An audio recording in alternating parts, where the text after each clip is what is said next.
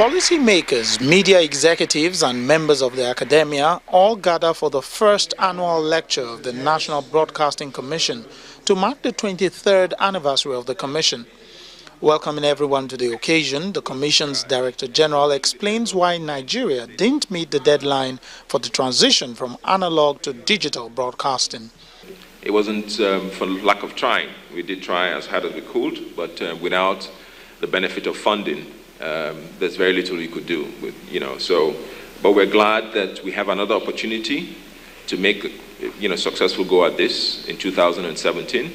I'd like to believe that we can do this now. The Permanent Secretary of the Ministry of Information, who graced the occasion, commended the Commission for shaping a sector that is said to be one of the largest in Africa. She also spoke on the new date for broadcast digitization.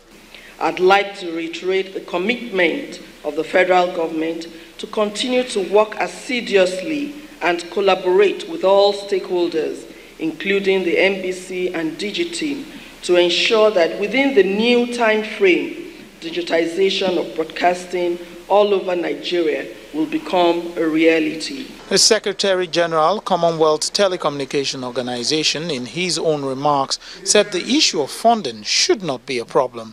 The last time we did some analysis of how much it would cost to switch over, it was about 50 billion naira. The spectrum auction, if you auction that spectrum, I can guarantee you, you cannot get anything less than 100 billion naira. Where is the problem, Mr. Imba? But an academic at the event says more needs to be done to regulate the new media sector.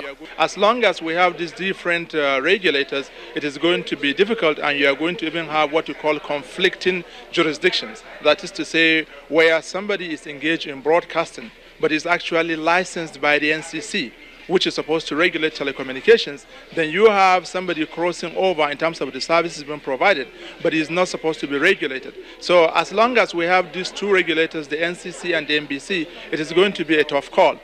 Now, most people here say whatever the innovations or challenges or changes that may come up in the sector, one thing must be clear: to remember that broadcasting is for the people and must serve the people. Lanre Lasese, Channels Television News.